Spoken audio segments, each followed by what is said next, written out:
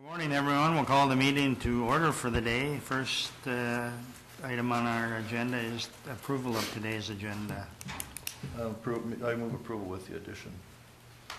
Second. Motion to approve and seconded of the agenda with the addition. All in favor signify by saying aye. Aye. Opposed, same sign. Motion carries. Citizens to be heard. Any citizens that would like to be heard on an item that is not on today's agenda? Seeing none, approval of payment of bills and vouchers. Move approval. Second. Motion and a second to pay the bills. All in favor signify by saying aye. Aye. Opposed, same sign. Motion carries. Approval of minutes from the March 25th and April 2nd meetings. Move to approve. Second. Motion and a second to approve the previous meetings. All in favor signify by saying aye. Aye. Opposed, same sign. Motion carries. Gabe, flood update. Morning, Commissioners. Morning, Gabe. All right, I'll hand these out again. Things are looking pretty good. We're gonna have a bit of a second crest here. I see the Buffalo down by Saban started going up a little bit this morning. But nothing looks to be any more than what we've already dealt with. I got two of them here. Oh, no. Oh, We yeah. do have to. Yeah, there we go. Yeah, we need one more. Oh, Frank. You want short now? Here you go.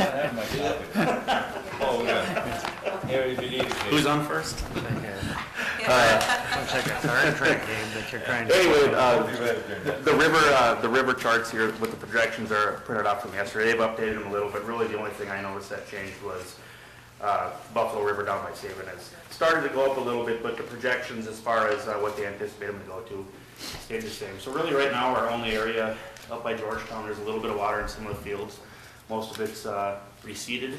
I saw the river this morning by Georgetown has dropped a little bit, the Buffalo going into Georgetown. It's supposed to rain all day tomorrow, isn't it? It Is is. that any thing Nothing significant? major. I mean, I think they said 1/4 to 3/4 inch rain, but what Greg Gus from National Weather Service said, it may affect it a little bit, but nothing's projected to rise any more than we've already had. So right now, it's just a lot of road work, cleanup by the highway department, and then collecting dollar amounts. But if you do go to the last couple of pages, the second to the last page, this is an email I got from the state damage assessor, HSEM. This is from last week on the 10th, so it just kind of gives you a rundown of where the state of Minnesota was sitting last week, and then the last page is a map that just shows you which counties have declared, which ones have reported disasters so far.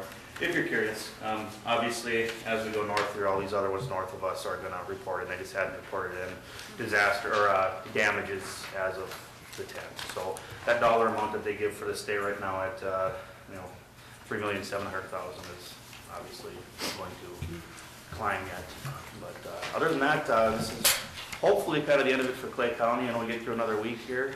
Things should wind down. Now it'll be a matter of collecting all the amounts for damages and whatnot from the townships, watershed district, highway department, and whatnot. So Kevin, you had a question? Gabe, has there been any efforts to get the state to look at moving that date of the disaster back to the 1st of March?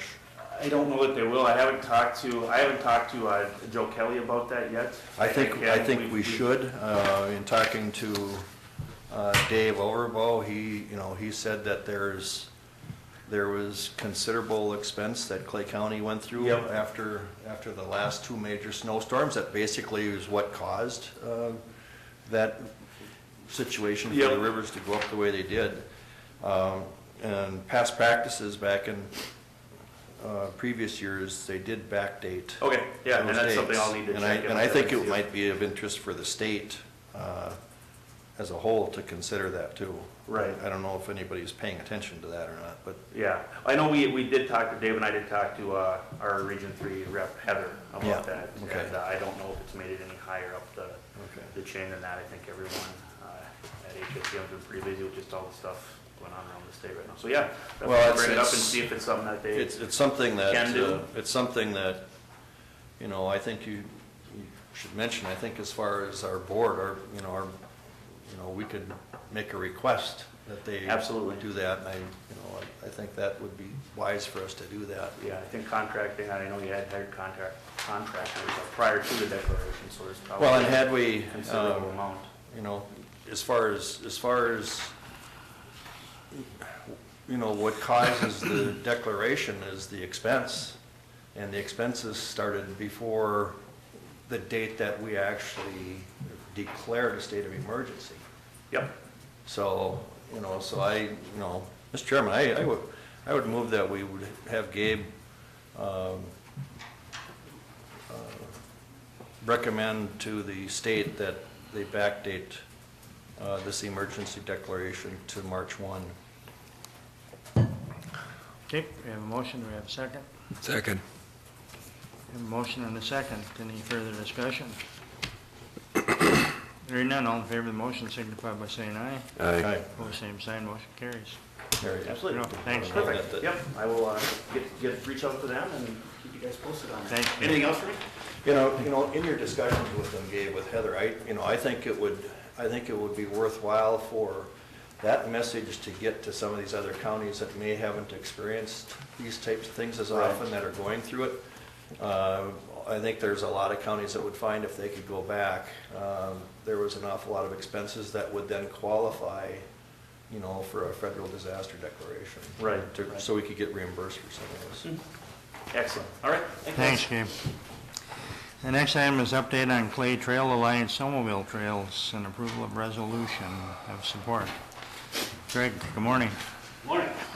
Got some pictures for you.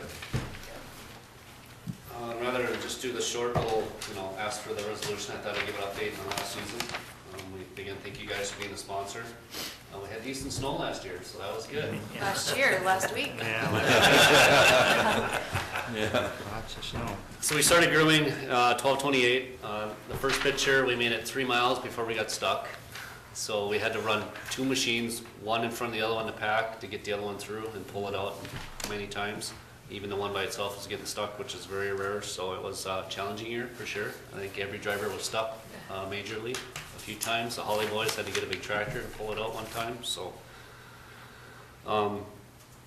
So we did 2,456 miles of grooming, 450 hours of grooming.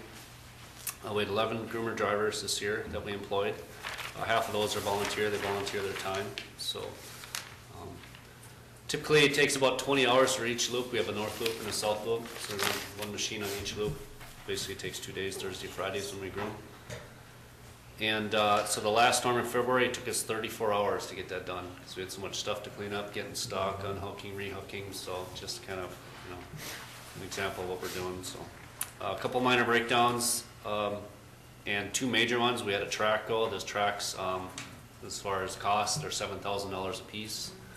So about every 6 to 7 years, we end up replacing 1 to 2 tracks. Just an idea of some of the expenses we have. The new machine that you guys helped us get through the RTP grant, you were a sponsor for that as well. That was a $186,000 machine. So we got just under 300 hours on that this year, so that was good. And that was a huge addition to us. So,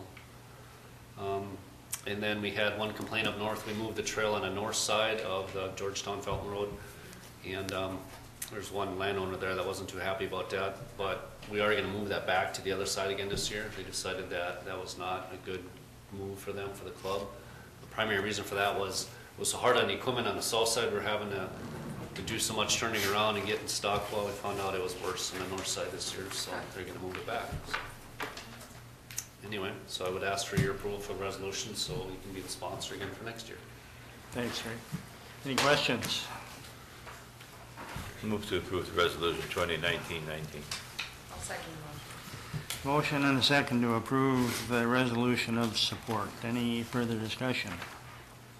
Do you have any idea how many people are using it? On a weekend, you see a ton of people out there, but I didn't know. Yes, if we've there's never, I any- know DNR's done trail counts around different areas, but they've never been in our area to really do it, so. Yeah. Depends on temperature. I mean, when it's cold, you'll see, double digits. When it gets warm, then it's hundreds, so. Okay, we have a motion and a second. All in favor, signify by saying aye. Aye. Opposed, same sign. Motion carries. Thanks, Rick. Appreciate it. Okay, a request to adopt resolution authorizing application for Minnesota Housing and Finance Agency.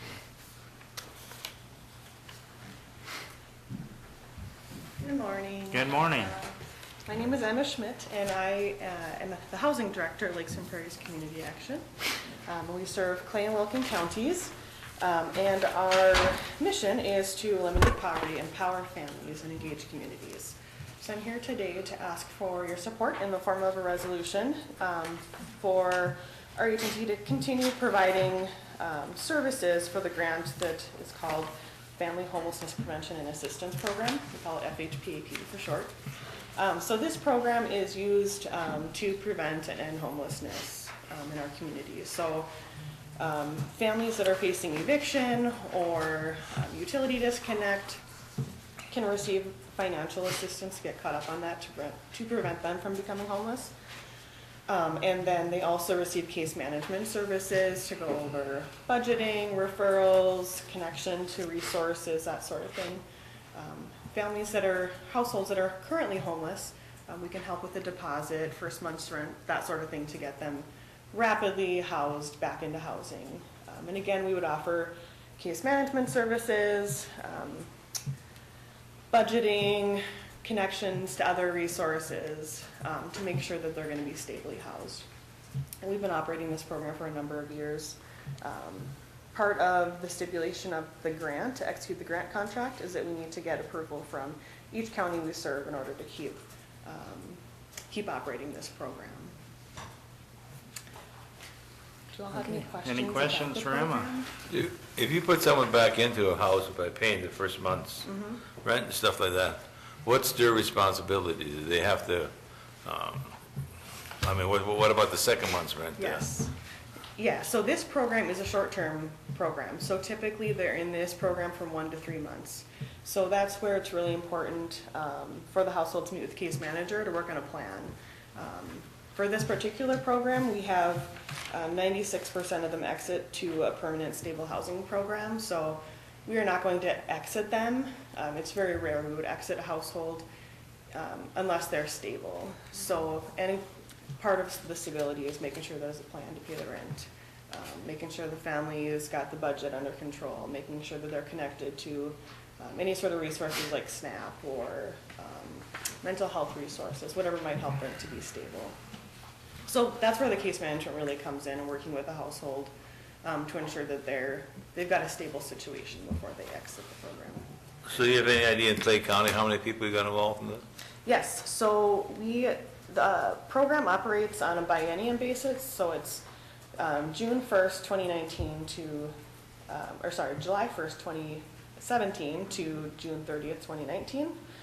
So far in this biennium, we have served 416 people. As far as households, it's 373 households.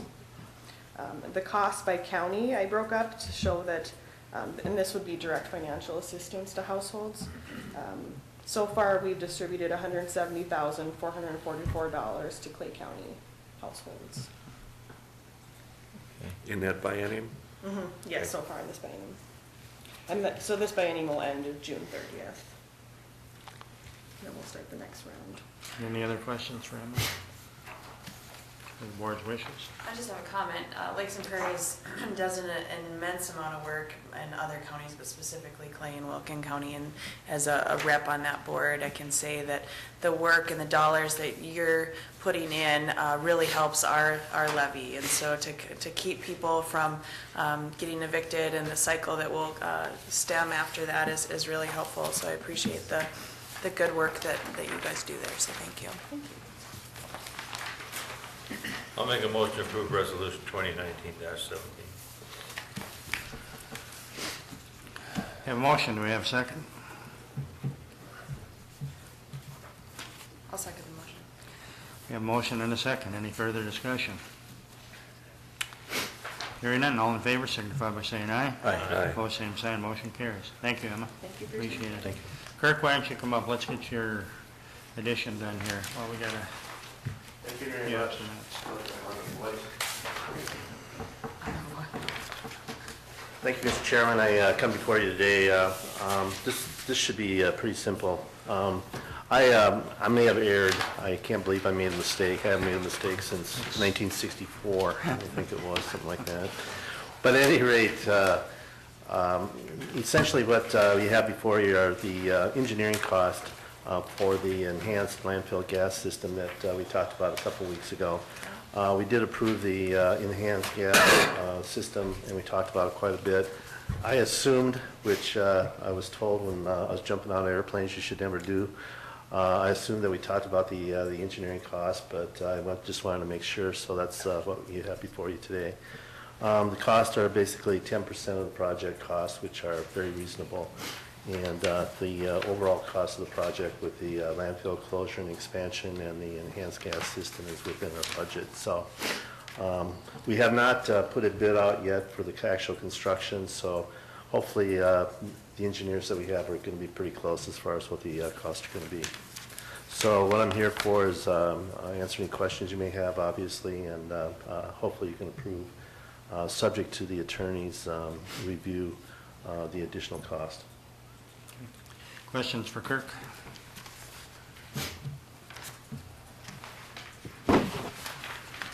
No I ass- questions? I Jen? assume this was all brought up during your solid waste discussions, and it was just not brought up at this. Mr. Chair, Commissioner, that's exactly right.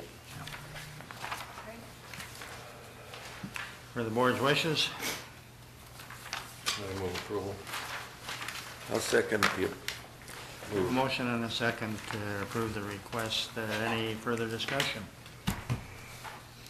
Hearing none. All in favor signify by saying aye. Aye. Opposed, same sign. Motion carries. Thank you much. Thanks, Kirk.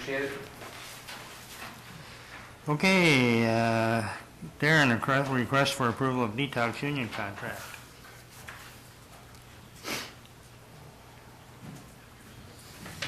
Morning. Go on. Thanks for having me today. As you know, we've been in negotiations with 3 union bargaining units this year. And the first one that we have settled, well, can't say that we've settled because I need your approval for that, is the detox bargaining unit. And so the other 2 is the lieutenant that we've had some discussions on as well.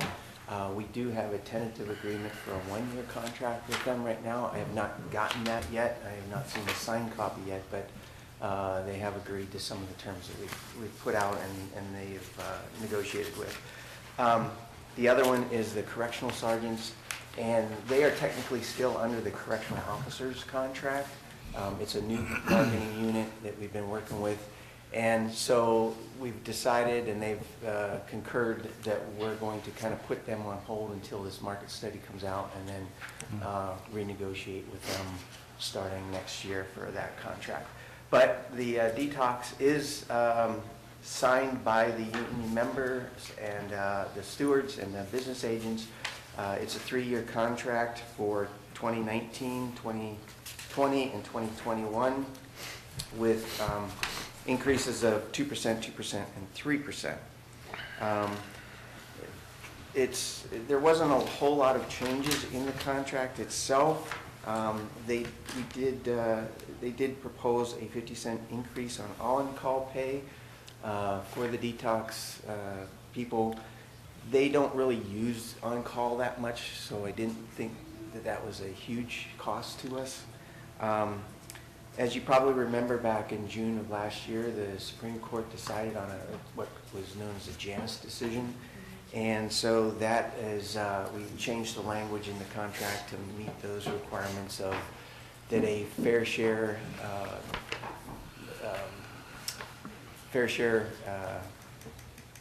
dues would have to be negotiated rather than automatic. And then we put in there a reopener for insurance benefits in 2020 and 21 because of what we're doing with the insurance committee actually today, and we'll be discussing that later on.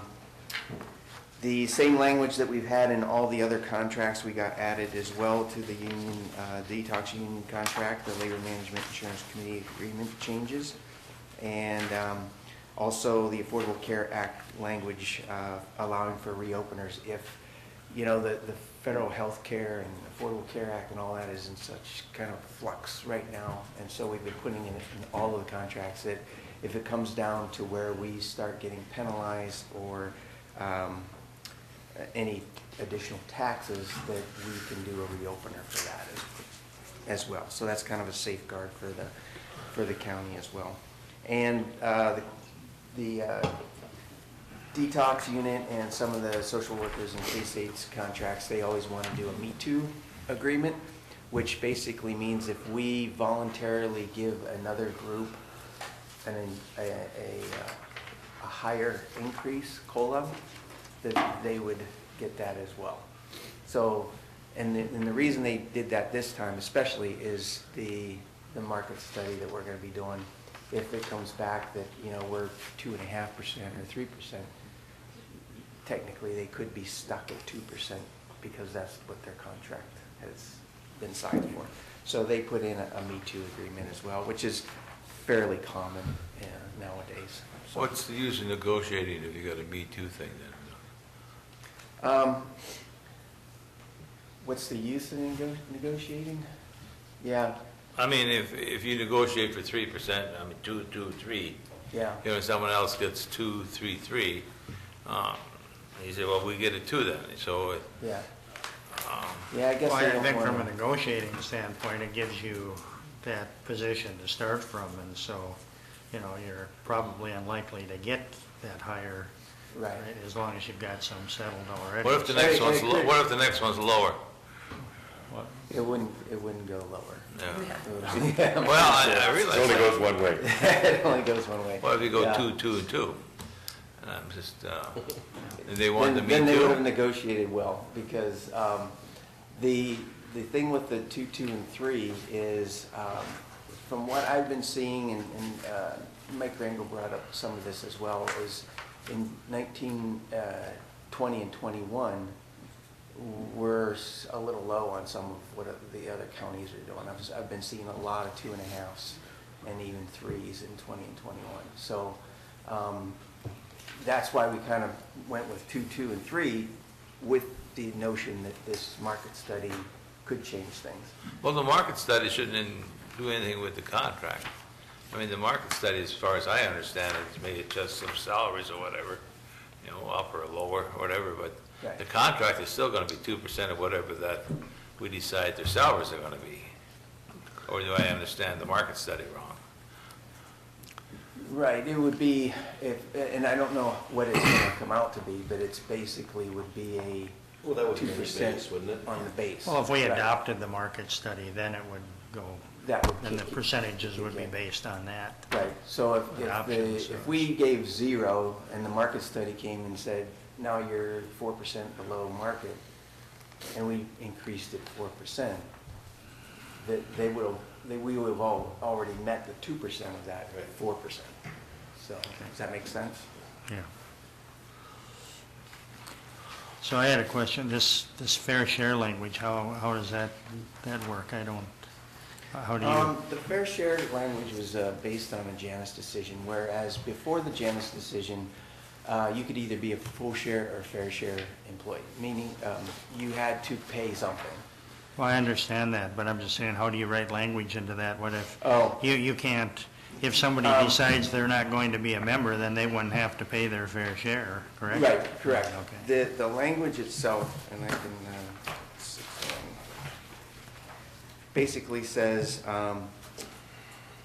the employer shall deduct the average of the employee, wages of the employees who authorize such a deduction in writing, an amount sufficient to provide the payment of dues established by the union, or a negotiated deduction as provided by the Minnesota statute. So before, the union set the fair share rate. And so what they can do now is saying, I don't think that rate is appropriate, I think it's too high. So let's say the fair share dues were, I don't know what it is, $25 a month. They can negotiate to pay $20 a month. So they're still negotiating to pay fair share dues. I don't understand that, so why would they have to pay anything? They don't have to pay anything. If They don't have to pay If they anything. choose, they don't have to If pay they, anything. if they choose to be a fair share, I guess that's a better way to put it. If they Okay. choose to be a fair share, That's what they can have a negotiated price. Okay. I guess that Okay. makes a little more sense. Got it. Okay, what are the board's So, wishes any on this?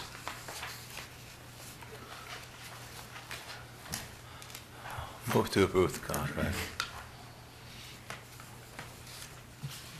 Have a motion to approve. Do we have a second? Second. Motion and a second to approve the contract. Any further discussion? Hearing none. All in favor signify by saying aye. Aye. Opposed, same sign. Motion carries. Okay. Thanks, Darren.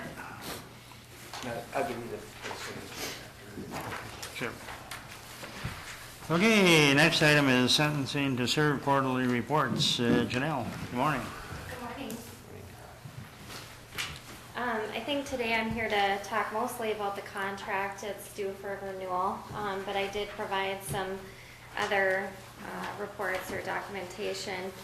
Just quickly to offer, I know that the county has been stressed about water levels, and we've been stressed. As you know, the crew leader has been out due to an injury, but I just wanted to offer that at a point that we thought that we would need to be sandbagging, we were able to reach out to a few different counties which offered some help. So Thief River Falls offered their STS crew leader and a crew to come here and sandbag, but then thankfully the waters were stabilized and they weren't needed to come.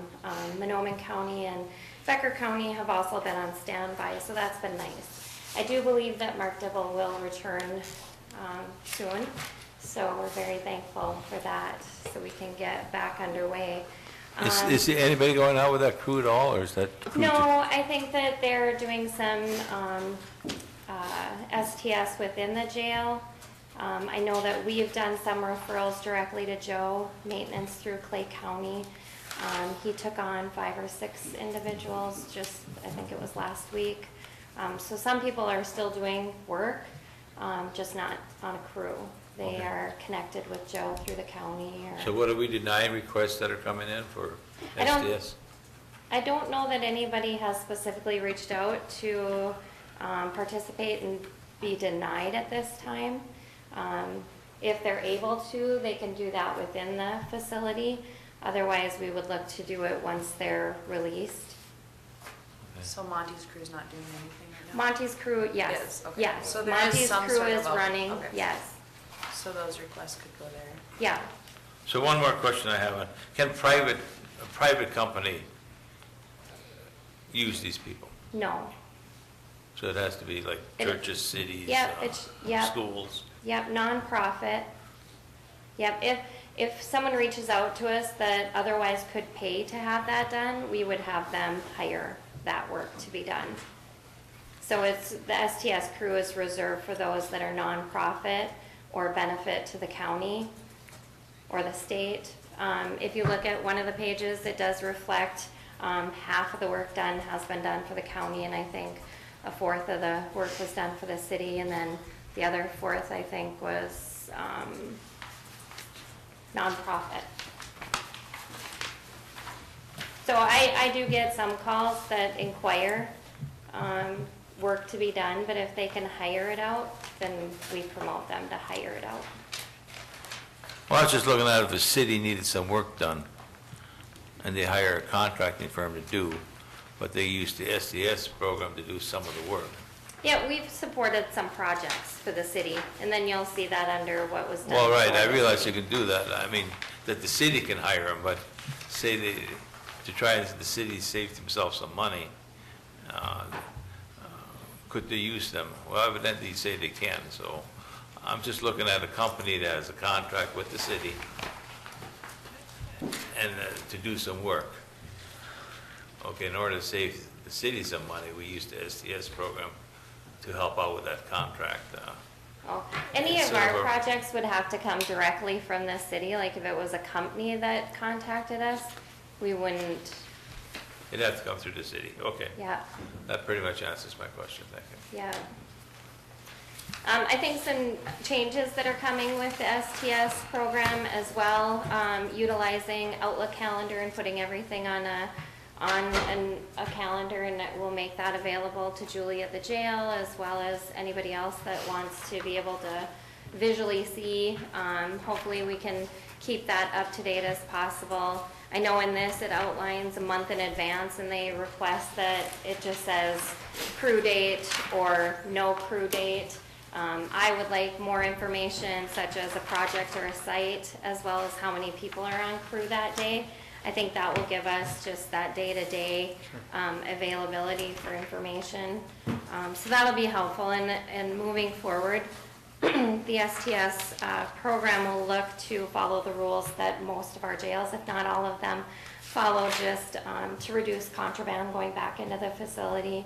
I think it's fair to say that our crews that are run are consistently mixed with those that are in custody, as well as community members, and so there was always that, you know, the community members can come with their cell phones and tobacco or those kind of things, but those coming out of the facility were not to have that. And so the crew leader will have to keep that consistent. Everybody follows the same rules, which will be consistent with what the jail has going on. So hopefully that will be a benefit as well. And one other question on your Yep. crew leader. If the crew leader isn't there, they get 4 hours credit for, you know, I mean, I'm looking at now, Mark's been gone for 3 months. Is anybody getting credit then? No, he's not because no one available? was scheduled. That would be if we told someone within the community, yep, go meet the STS crew leader at the jail, and you can go on crew, and then they show up, no one's there to take them out. They would express, I showed up, I was ready to work those hours, and we would offer them 4 hours credit because we didn't have a crew that day. We know in advance if we're gonna have an STS crew leader, so anyone within the facility would not be offered that, so that wouldn't be an issue where we had to give credit for anyone in custody, because that's a day by day. Mark goes, staff tells them who's available, so they're not prearranged. We know Mark would often tell us ahead of time. There's a rare occasion that he calls in sick that morning, but that would be the situation if he called in sick that morning and we didn't have any backup for that. Oh, And that's it's why I very asked. limited. That's why I asked before. We had a bunch of requests for Oh. STS. Oh, Okay, so we've got work out there to do, but Mark's been gone for 2 to 3 months. right, So does anybody get credit for those requests? Or No. So, no. okay. Any other questions for Janelle?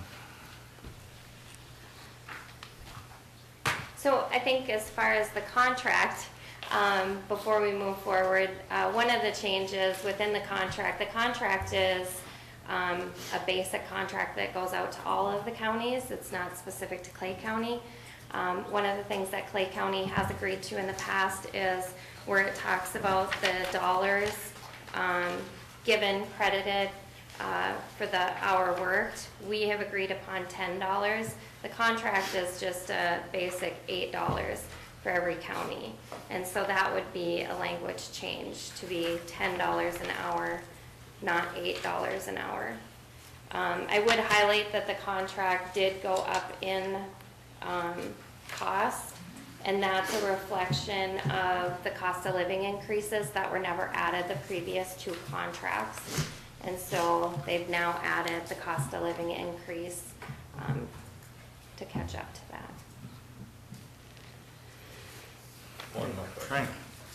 When you asked about private people can do it, I was just looking at Moorhead Youth Hockey. Is that a nonprofit organization? Yes. That is, huh? Okay. Very good. And I would offer too, if you guys know of any projects, if you hear of anything that needs to be done, we certainly like those referrals and take that into consideration. And I know that the crew has been busy previously with the county projects, and I think they'll be, again, looking to how can they best meet the needs within the county. For the board's wishes? I'll make a motion to approve. Second. We have a motion and a second to approve the contract. Any further discussion? I just appreciate their presence in the county for sure.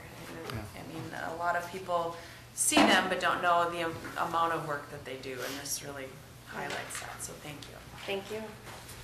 Any, all in favor of the motion, signify by saying aye. Aye. Opposed, same sign, motion carries. Thanks, Janelle. Thank you. Okay, next item, consider resolution 2019-18 authorizing issuance awarding sale, prescribing the form and details, and providing for payment of $1.73 million general obligation watershed improvement bonds. It's a mouthful. That's a lot. You did well, though. Good morning. Good morning. For the record, I'm Shelley Eldridge with Ellers, and it's a pleasure to be here again to see y'all. I gotta say, your weather today is a lot nicer Yeah. than last night. So- It is. And thank you for doing that for me. I appreciate it. Correct and control that. Yeah. Hey, you take the credit you can get. Yesterday noon, we took bids on the watershed bonds for Project 78 for the Clay Wilkin Ditch Number 1 for the Buffalo Red River Watershed District. And prior to that, again, we went through, mostly your staff, went through a discussion with Standard & Poor's. Again, Standard & Poor's affirmed the county's AA rating, and it's stable, which means they don't see a change for 2 years. I've included that report in your packet. Just one thing I wanted to bring up on that. Usually the question I get is, what do we need to do to get an upgrade? And upgrades are fun to get. They're really a time for celebration to get an upgrade. And on page, and I put my page numbers up in the top right, so they didn't get all confused with other page numbers that were up there. And on page 14, basically there's two things that would allow for an upgrade. And one, the county has control over, the other, the county doesn't. And the county really doesn't have a whole lot of control over the economic metrics. And at that point, if those numbers get to a point where it looks like we might get an upgrade, and what might push us over would be the time maybe then for the second, and it says and, would be to look at shoring up some of your financial management policies. The county has practices in place that are good practices, but they're not necessarily memorialized in policies. And that takes quite a bit of time and effort on staff's part. And so to the extent that the board feels that it's necessary, we can start working on that. Or if it gets to a point where that might just push us over that upgrade, we can consider it, and we'll be watching that on your behalf. So that's all I have to say on that. Ellers received 4 bids on your bond, on the watershed bonds, and page 4 has the results of those bids. United Bankers Bank out of Bloomington was the winning bidder at a true interest rate of 2.4425. And then Baird out of Milwaukee, Northland out of Minneapolis, and then IFS out of Atlanta, Georgia.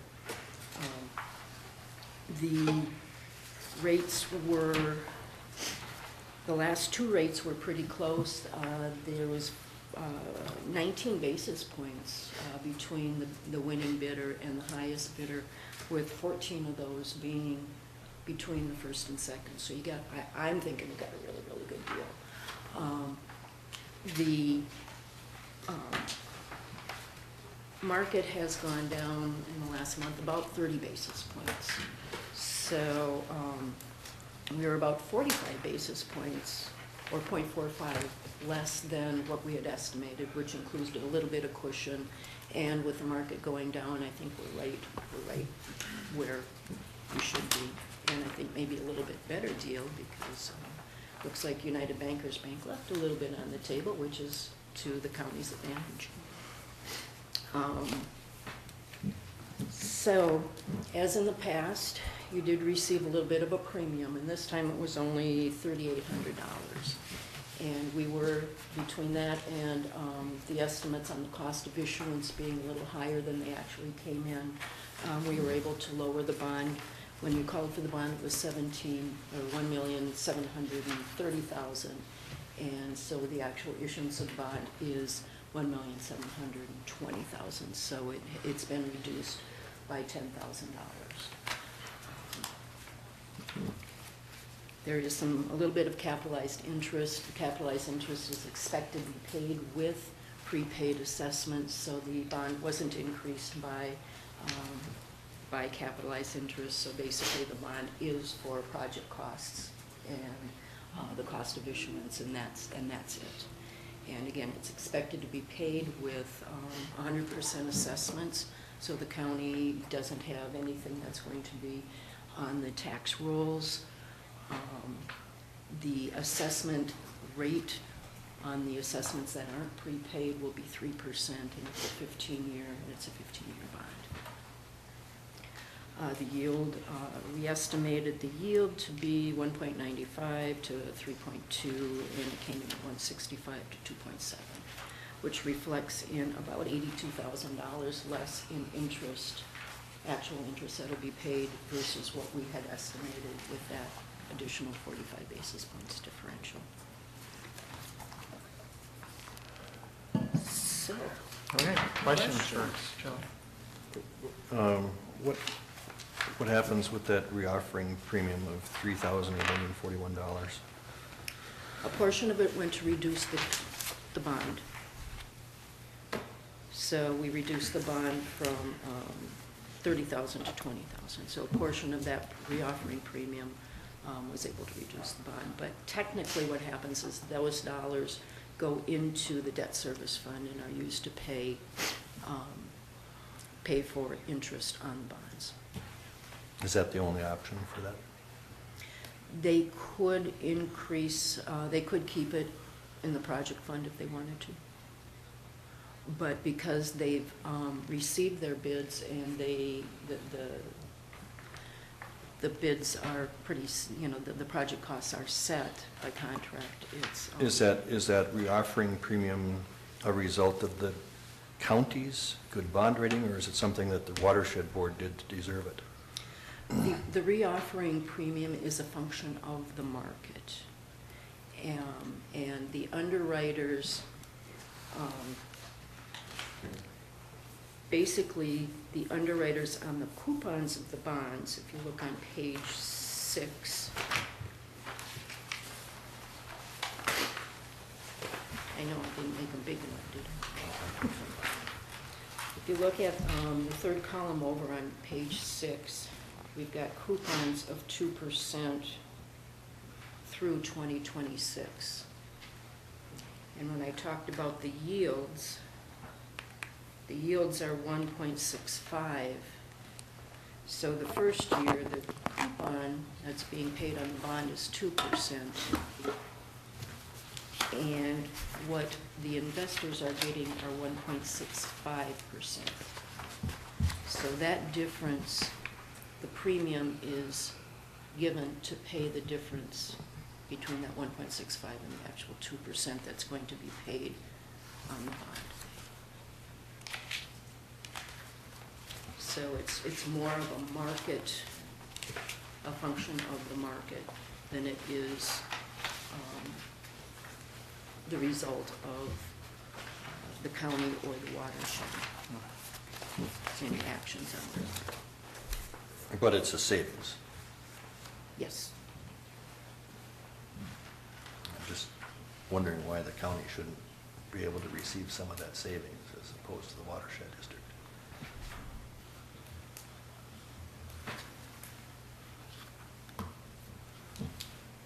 The county won't be paying anything. It's all going to be going back to the taxpayers. Which are in Clay County. Which are in Clay County, correct. I believe. I'm not sure where that watershed is. You probably know better than I do where the watershed is. They're in Clay County. Okay. They're in other counties too, but they're in Clay County. But this particular ditch is in Clay. So what the difference from what we estimated, that 85,000 in overall interest, that will go directly to the individuals who are going to be putting the assessments on their taxes. So it will credit the assessment in benefited area. well, what's happening is the interest rate is lower than it would have had to been if we had to raise an additional 85,000 over the, you know, over the life of the bond. So it's probably, instead of 3%, and I don't know this, it may have been 3.5%. So they're paying 3% on those assessments versus some higher rate.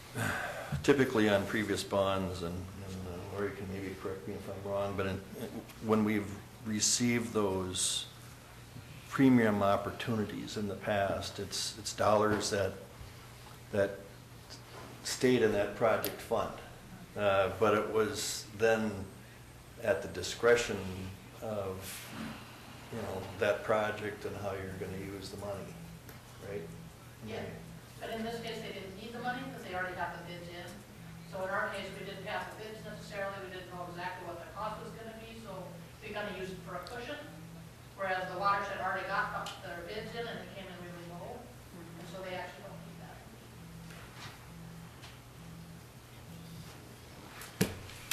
So they chose a lower bond, total Correct. bond. Yeah, there's no sense in paying interest on money you don't need.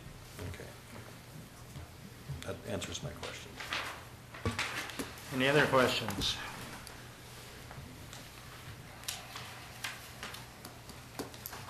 For the board's wishes. I'll move to approve resolution 2019-20. I'll second the motion. We have a motion and a second. Any further discussion? Oh, excuse me, I said 2018. Okay. Motion and a second. Any further discussion? Hearing none. All in favor of the motion signify by saying aye. Aye. Opposed, same sign. Motion carries. Carrie? Thank you very much, I appreciate it. Thank you. Okay, next item, consider resolution 2019-20 giving preliminary approval to Conduit bonding, financing, and scheduling public hearing for addition to Eventide Senior Living Center. Good morning.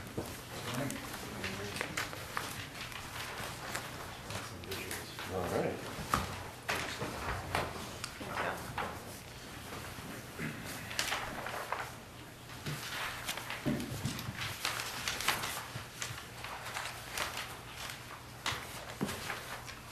Mr. Chairman, members of the commission, my name is Jim Stewart. I'm an attorney with Lawrence and Stewart of Lincoln and Fargo. We're acting as bond counsel in connection with the financing of the renovation and expansion of the Linden Tree project. And John Weaver, the president of Eventide, is here and he can tell you about the project. What we're proposing is the Clay County issue up to $8 million in bonds under the Industrial Development Act to finance a portion of the project. The total project cost is around $18 million. So Eventide has a commitment from a bank to purchase the bonds under the condition that they be designated as bank qualified. So in order for Clay County to be able to designate bonds as bank qualified, you have to expect that you're going to issue less than $10 million during the calendar year. So with the bonds that you just approved and 8 million of these, you'll still be below the 10 million threshold. So there'll be another political subdivision that will issue the other 10 million piece. So I'll let John talk about the project. That's a little more interesting than the bonds. Well, depends. Without the bonds, we may not have a project. Well, thank you, Mr. Chair and members of the commission. This is, in my opinion, been a long time coming, and what this represents is a building on A Street. I enclosed the kind of the overview of, I think most of you know the area across from the Concordia football field. And in addition to the new building, I think as exciting about this project is the opportunity to reposition and renovate our existing Linden Tree and what was catered living housing. Believe it or not, we're already coming up on 25 plus years on those buildings, and so there's a lot of things that that we're going to do, including a new entrance and a new restaurant and kitchen designed specifically for now what will be an additional net of 70 new units of senior living, complete with some larger units, which we found to be a really big thing in the market. We've tested a few of those over in Fargo, and And we know that there's a real interest from a lot of our Moorhead seniors in something like that.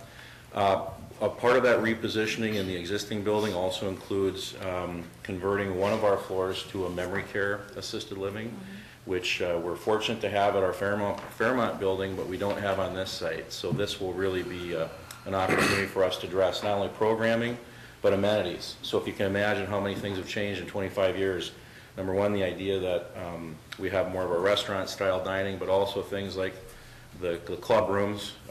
Some people call them pubs, but I call them club rooms, as well as movie theater and all those other amenities. So it nets us out at an additional 70 units in addition to the work that we're doing in the existing senior living, and just very excited about really doing this additional work at our main campus. In terms of the business model part of it, we feel greenfield sites are very difficult. And we've always felt in Moorhead we've got the best location in town, right there next to the colleges and right on A Street. So I'll just stop there and just see if there's general questions about the project or if there's anything beyond that. Any questions for these gentlemen? Looks like a great project. Thank you. Yeah, excellent. So, What do you anticipate staffing increases? That's, there'll be some incremental increases, particularly around the caregiving side, housekeeping, food service side of things, as we're going to be adding another dietary food service area. But the good news is a lot of the fixed, some of the overhead around management and some of those things kind of stay the same. We've got great building leadership there, and that'll remain and kind of oversee. So we've got some efficiencies we build on, but there is some incremental increases in staffing. At this point, I'd be guessing, but I think it's a handful of actually, I shouldn't say that. It's a handful in the new building. It's also substantial where we're converting that floor to memory care. That'll be probably the biggest increase in our staffing model going forward. That's great. My other question is, how do you, as you're at a memory care, how do you, I know Eventide oftentimes has couples that have different medical needs, and so how is Eventide addressing keeping those couples together while addressing their specific needs? Well, it's been a bit of a challenge, and I think that we just haven't had, I think there's a gap there right now on this campus. So in some cases, it's been at other of our campuses where we've had that full continuum that maybe they have to look at as an option. In some cases, they've been separated because they're not ready for the care center but still need something higher level than the assisted living. So this is, thank you for that comment, Commissioner. This is clearly an opportunity for us to build that into this location, and we see that so often. Great, thank you. You said you had a memory care with Fairmont. Yeah. Which I know you do, so is that going to continue too then? Oh, yes. Are you going to have two of them then? Or? Yeah, we and there, the Fairmonts is honestly the greatest connection to our mission. We're able to do some things there because of the way that building has developed over time, particularly around the elderly waivered services, which we work very closely with Clay County on, and serves a huge need that we probably won't be able to serve here relative to payer source and some other things. So we expect both programs to continue to be very busy, the new and the existing. how large are those larger units that you're talking about? Some of them are well in excess of I think, Darren, over 1,200 square feet. 3-bedroom, 2-bath in some cases. Believe it or not, we've seen a demand for that, and we're not going crazy with those number of units, but we've seen a few folks from Moorhead migrate over to our Fargo location to find those things, and so we want to fill that gap as well. I was just checking for Commissioner Haney. So, yeah. I'm going to need that room. Yeah. I can practice my music at least in one of them. Well, we'll take that anytime. Come on over. Mr. Chair, we've certainly used this mechanism of funding in the past for housing. I know we've done it for Concordia, for some housing projects with Concordia, and I think this is a great opportunity to use this type of conduit financing to benefit, and especially when we're talking about the need for additional senior housing in Moorhead on the Clay County side. We got a lot more baby boomers coming up, and they're going to probably ultimately need a place like this at some point. So this is a really good deal, and I fully support the request. Okay, any other questions for the board's wishes? Make a motion to approve the preliminary and schedule a public hearing. Second. Motion second to approve the request. Any further discussion? Hearing none, all in favor of the motion signify by saying aye. Aye. Opposed, same sign, motion carries. Thank you, gentlemen. Thank you very much. Hold you to the music. We'll see you on opening weekend. All right. All right. You can entertain everybody over there. Okay, next item, request approval of annual sign quotes. Seth? Lori? Lori, could I ask you to stay after the meeting? Thank you. Thank you.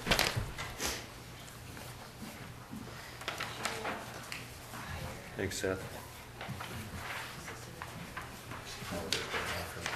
Good morning. Morning. We let our annual sign quote and requested quotes from 3 companies, Newman Signs, M&R Sign Company, and Lyle Signs. Lyle Signs decided not to bid, so we received 2 quotes from Newman and M&R, and we'd like to go with a low quote of M&R Sign Company. Any questions for Seth on this? Looks like I'd they like to know, were... where is M&R Sign Company located? Fergus Falls? Pardon me? Fergus. Okay. Any questions for Seth? Just a question, is this a part of a rotation that you replace a certain amount every year? Yep, or- so the last 2 years we did the north third and the south third. Okay. So this year we'll finish Opera Street and Avenues right down the middle. Okay, great. Just for information, I noticed, I had a meeting with Dave, you know, the number of signs that are out there, we got 15,000 signs out there, so. Wow. So you know how many, it's about 10 per mile the way it looked to me, and I think if we take the speed limit signs down, we could save some money, so. And then more speeding tickets. Any other questions for Seth? The board's wishes. Move to approve contract with M&R. You seconded, Jim? Motion and a second to approve M&R Sign Company bid. Any further discussion? Hearing none, all in favor of the motion signify by saying aye. Aye. Opposed, same sign, motion carries.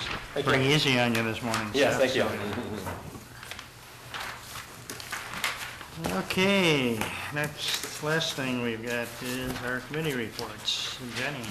Thank you. I had 4 committees that were rescheduled because of weather last week, so I didn't have anything last week, but I did stop at the Soil and Water as a follow-up to a meeting that we had in regards to that ability to have work done for septics and whatever, and have it on the taxes. So they wanted to see where we were at, if we were any closer to bringing something for the board's thoughts. I guess I'm referring to Steve and Yeah, Lori. and speaking with Lori, after the meeting, we have to get together to set the criteria Okay. for what that would be, and once we finish that, we'll be bringing it forward Okay. to the board. All right. So let's try and maybe do that in the before June, I guess. Sounds good. Okay, good. Thank you. And then that concludes my reports. Thank you. Kevin? Okay, last Tuesday, the 9th, we had a highway tracking committee meeting, and one of the items, Dave and they've been looking at purchasing a dozer to do a lot of work, and working with Lori, we've determined that that we can use gravel tax reclamation fund dollars to purchase that dozer. You know, and its primary use, of course, would be for reclaiming those gravel pits. However, if other areas need it, for example, if highway needs it, like we rented dozers this winter to push snow, then we would be billed an hourly rate then those dollars would go back into that, and that's by state law. So those dollars would go back into the gravel tax reclamation fund. So I think that's going to be coming forward here pretty soon to do that. Dave gave us an update on the roads and the flooding concerns of the roads that were happening at that time. I think as Gabe mentioned this morning, some of that has improved. There's still some damage to roads. We talked about the assistant engineer and the admin positions. And I think maybe we can hear from Stephen today, but after our interviews, I know an offer went out for the assistant engineer position, and I believe it's been accepted, but we'll wait we can hear from our administrator on that. I haven't heard a final on that. Then on Wednesday afternoon, I attended a meeting that was put together with Buffalo Red River Watershed District and engineers from the diversion project and members of the Corps in going over some questions that basically the diversion engineers had of the draft permit conditions of the watershed. I have to say, I went in there a little bit skeptical of that meeting. However, as it progressed, I think there was a lot of really good dialogue that went on, and I think there were things that were mutual, that both the diversion authority and the watershed agree when it comes to, and it kind of had to do with conditions that were in the DNR permit, which are, they come into play with the PMF. It's a flood that would be 7 times the record of the 100-year flood. In other words, like 200,000 cubic feet per second, and our 100-year flood is 33,000. And so they're doing some restrictions based on that $200,000 or 200,000 cubic foot. And we agree, I think both Cass County and Clay County and City of Fargo and the City of Moorhead all agree that that's probably excessive, and we should be able to do something about that, because it's putting further restrictions on land that we don't think needs to have the restrictions on it. And that comes into play all the way down into even Woken and Richland County. So I think there's going to be some dialogue between the diversion authority and the Buffalo Red, and hopefully with the DNR, to see if there can be some cooperation there to satisfy those concerns. So again, I want to say that it turned out to be a pretty good, informative meeting.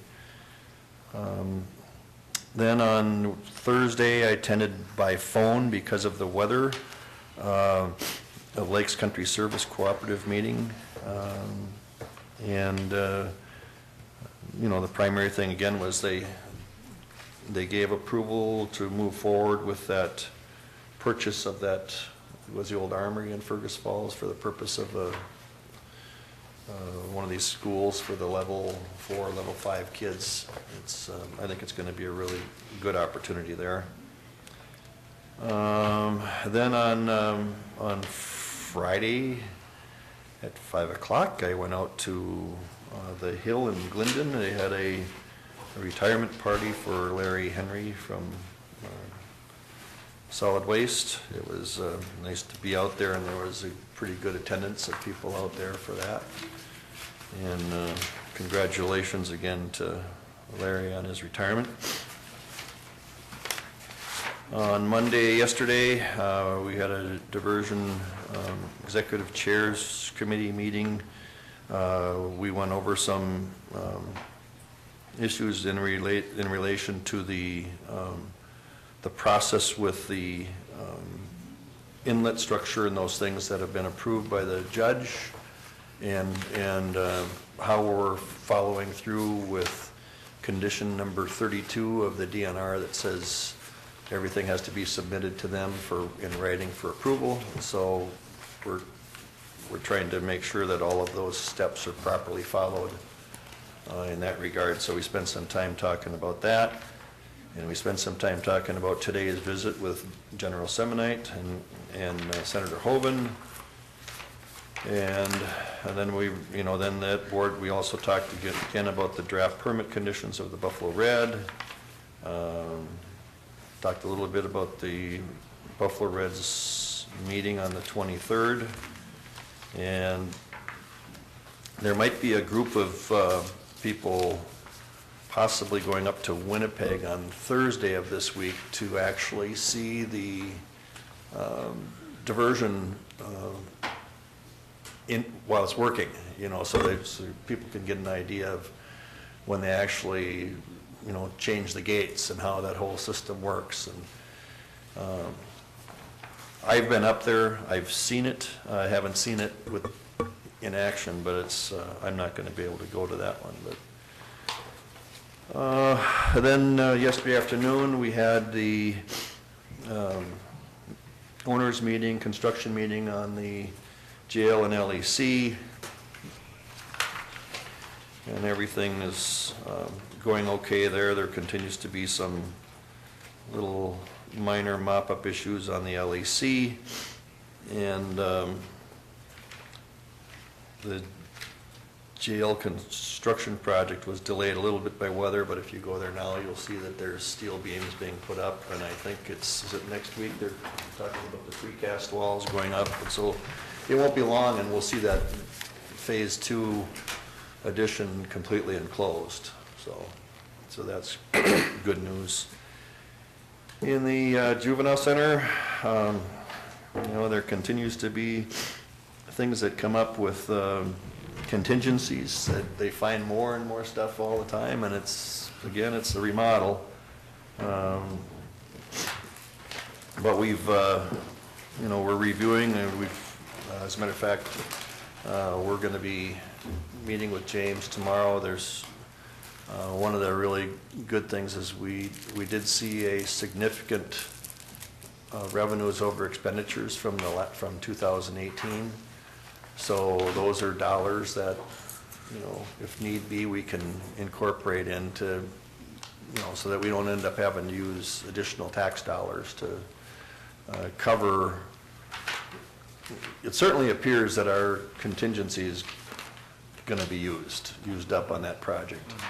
Unlike the jail and law enforcement center, where I think we're still somewhere around, after we approved that street project last week, I think we're still in the area of $650,000 to the good in our contingencies on those projects. So overall, with all these projects going, we're still in good shape, and we're still below what we had anticipated in the total costs of those projects.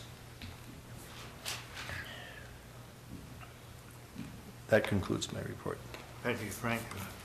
Okay, the first thing I got, the city of Hawley is doing their wellhead protection thing, so I'll need to add that on to my, I'll make a motion to appoint Frank to that. Second. Motion and a second to appoint Frank.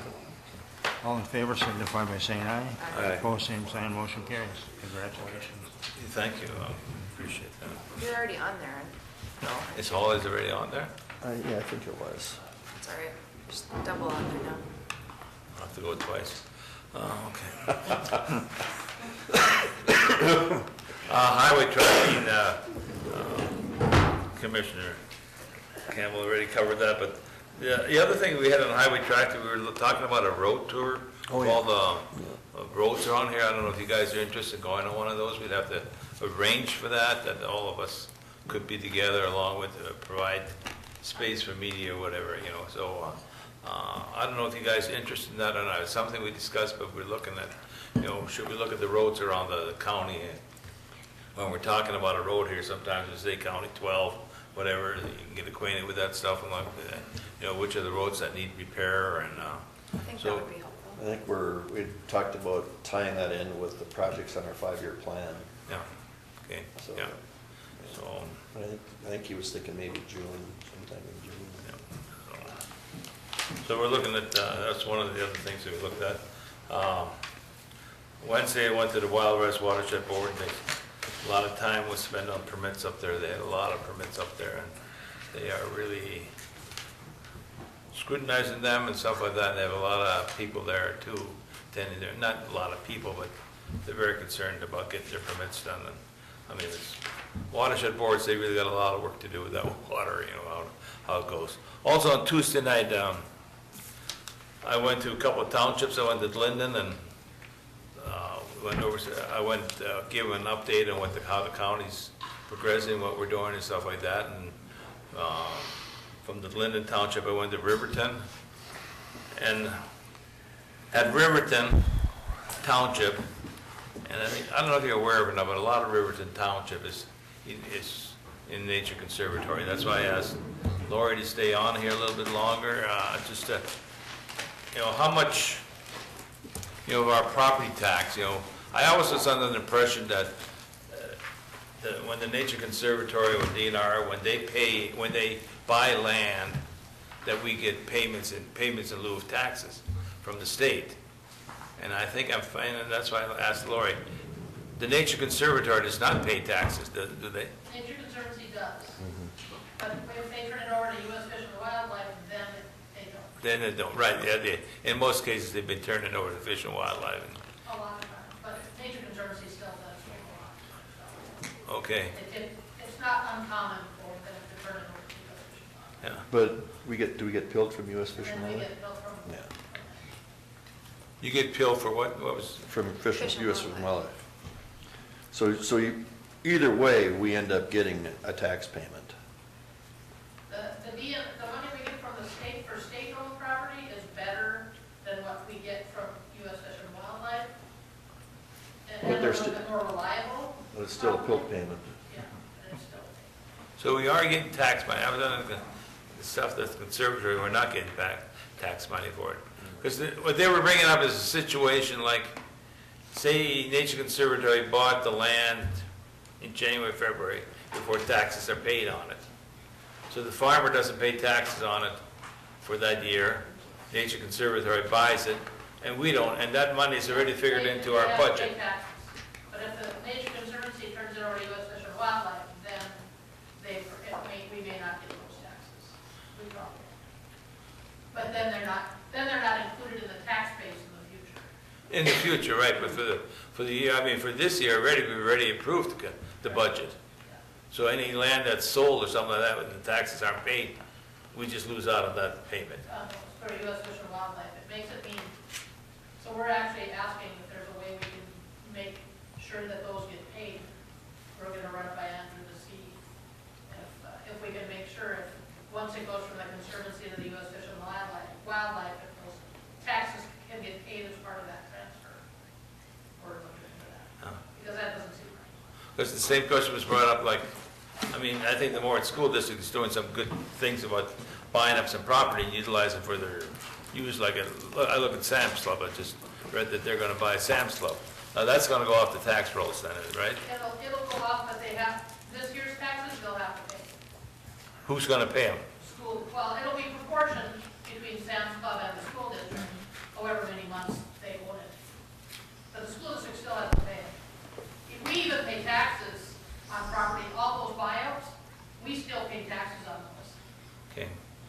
I was just concerned about them coming off the tax rolls or something like that, Well, but, they'll come off for available next year, but they still will have to pay this year's taxes. okay.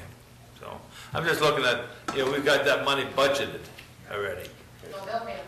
Yeah, okay, so I was concerned that these buildings that are being, Muscatel's, Sam's Club, local university, they're all going on the school districts, so. Right, and then once the school takes over, if they're used for school purposes, then they go off. But they still have to pay anything that's been levied so far. Okay. I mean, that's a lot of shift of taxes So, going. yeah, so the change in use wouldn't apply to the following year. But from here on out, I mean, it's gonna affect. Oh, yeah. gonna be a big change, so. Yeah, I went to Riverland Linden on Tuesday.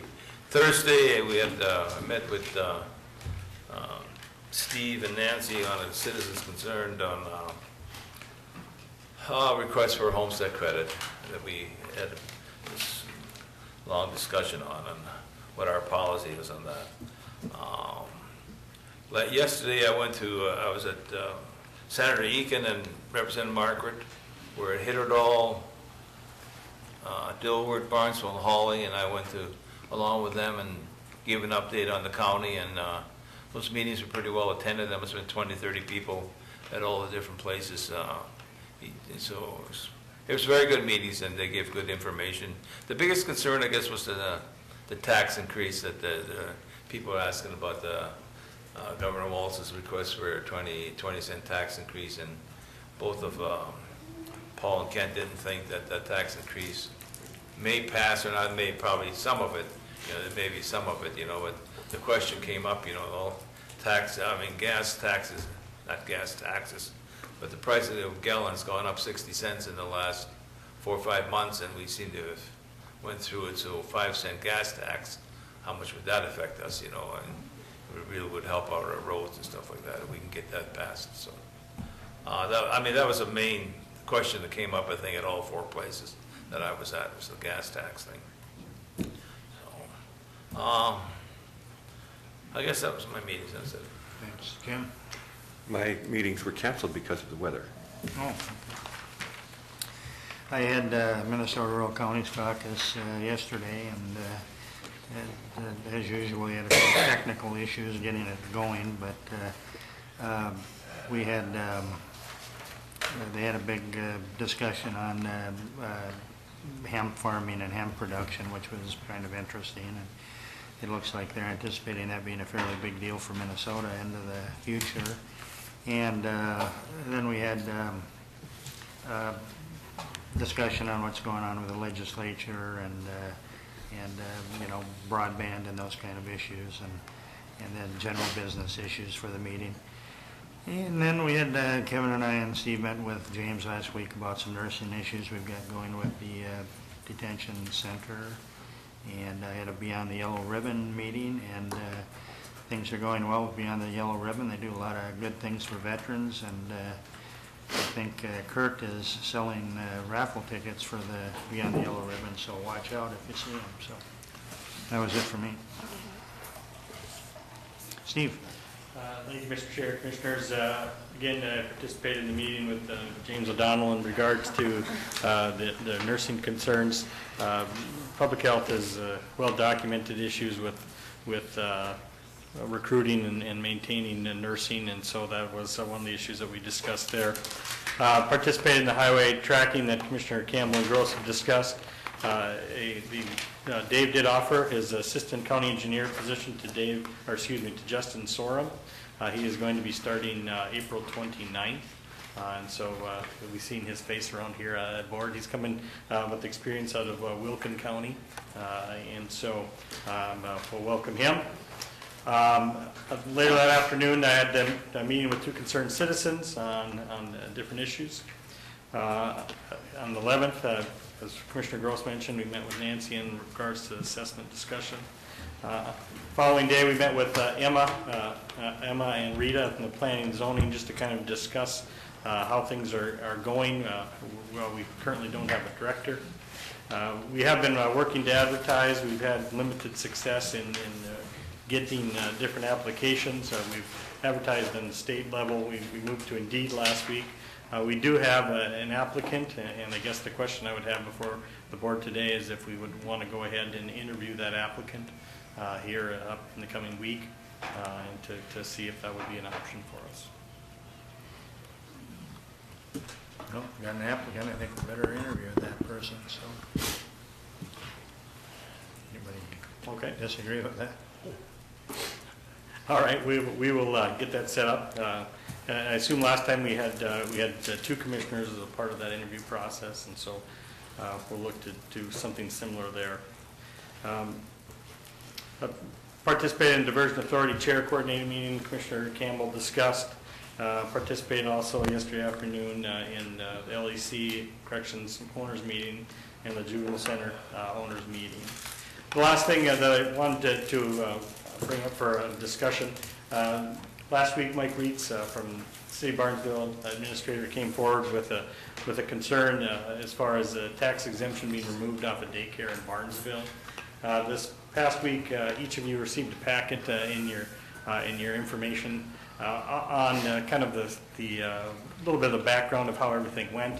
One of the things that Mr. Reitz indicated was potentially the owner didn't fully understand the information that was requested of them.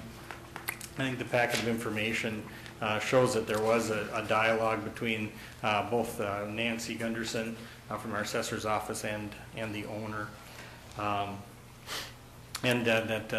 That information was gathered back from the daycare. I think from what it appears, the information that was provided only went to the support of removing the exemptions. The packet also included the report from the Department of Revenue that indicated they also supported the decision that Ms. Gunderson made. Finally, the last portion of that was in the findings, if the daycare believed that came to the tax exemption decision in error, they could have the ability to provide additional information to Nancy, and Nancy would bring it back to the Department of Revenue. And Nancy had indicated that no additional information was brought forward. So with that, I would turn it for discussion. So on that daycare issue, do we need to take some action to deny the request, or what? I think in the request that was made in last week by Mr. Reitz was that the board would respectfully take another look. And so I think from the standpoint of the tax exemption, it's already been removed. And so I don't know that. I don't believe we received an official request from the daycare center specifically. It was just the city had concerns in it, and my concerns were clarified by the packet that was received. Okay. Tony? Nothing for me. Nothing? Colleen, anything for us? Anything else to come before the board this morning? Hearing none, we're adjourned.